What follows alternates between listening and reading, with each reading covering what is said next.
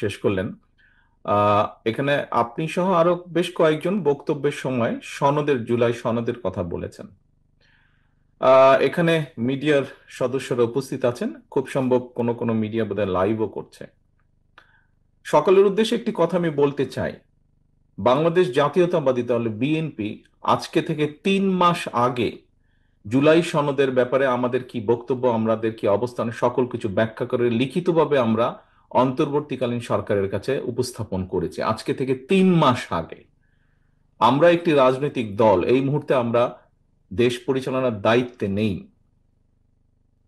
রাজনৈতিক দল হিসেবে আমাদের কাছে 3 মাস আগে যখন সরকার চেয়েছে, বর্তমান সরকার, আমরা তাদের কাছে দিয়ে দিয়েছি, পরিষ্কারভাবে লিখিতভাবে উপস্থাপন করে দিয়ে দিয়েছি আমাদের মতামত, আমাদের বক্তব্য, আমরা কি বলতে চাই, কি বোঝাতে চাই। এই সম্পূর্ণ বিষয়টি এখন সম্পূর্ণভাবে বর্তমান অন্তর্বর্তীকালীন সরকারের কাছে।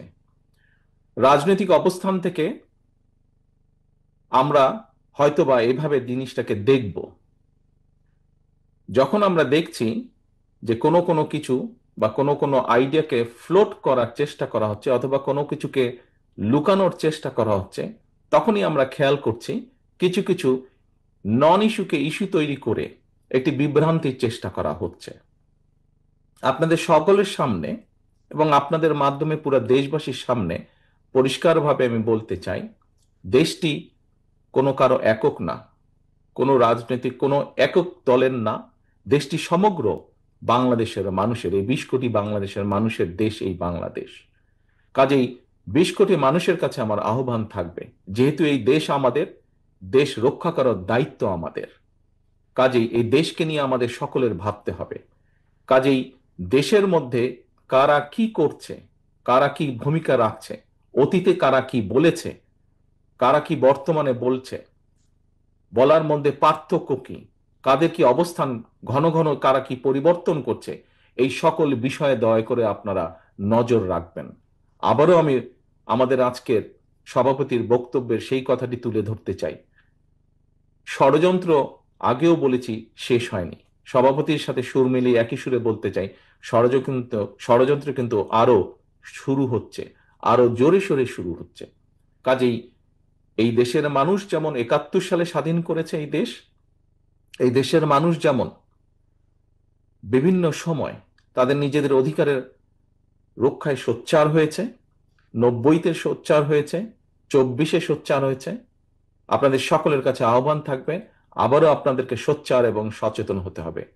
কারা কিভাবে ষড়যন্ত্র করছে, কারা কিভাবে বিভিন্ন কথা বিভিন্ন সময় বলছে এবং ক্ষণে ক্ষণে অবস্থান পরিবর্তন করছে, এই সকল বিষয়ে আপনাদেরকে সচেতন থাকতে হবে। সনদের কথা আবার যদি বলতে হয়, আবারও আমি বলবো, আমাদের দলের অবস্থান থেকে আমরা 3 মাস আগে সম্পূর্ণভাবে লিখিতভাবে পরিষ্কারভাবে জানিয়ে দিয়েছি আমরা কি বলতে চাই, কি বোঝাতে চাই। কাজেই সম্পূর্ণ দায়িত্ব এখন অন্তর্বর্তীকালীন সরকারের। তারা কতটুকু কি করবে না করবে, কাদেরকে নিয়ে কি করবে না করবে, সেটি তাদের ব্যাপার। এখানে আমাদের আর কোনো কিছু বলার নেই, বক্তব্য নেই, আমরা তো উপস্থাপন করেই দিয়েছি। আমরা যদি দেশ পরিচালনার দায়িত্বে থাকতাম, অবশ্যই আমরা প্রশাসনকে কঠোরভাবে সকল কিছু পরিচালনার নির্দেশ দিতাম, কিন্তু আমরা এই মুহূর্তে দেশ পরিচালনার দায়িত্বে নেই। কাজেই আপনারা নিজেরই অনেকে বক্তব্যে বলেছেন, প্রশাসনের মধ্যে এখনো বিগত স্বৈরাচারের ভূত লুকিয়ে আছে। যেহেতু প্রশাসনের মধ্যে বিভিন্ন জায়গায় এখনো বিগত স্বৈরাচারের ভূত লুকিয়ে আছে, কাজেই সেই ভূত এবং বর্তমানে নতুন কোনো ভূত যদি থাকে, তারা কি ষড়যন্ত্র করছে, সেই ষড়যন্ত্র সম্পর্কে সচেতন সবাইকে হতে হবে। যদি আমরা সচেতন না হই, এই দেশকে টিকিয়ে রাখা মুশকিল হবে। ধন্যবাদ।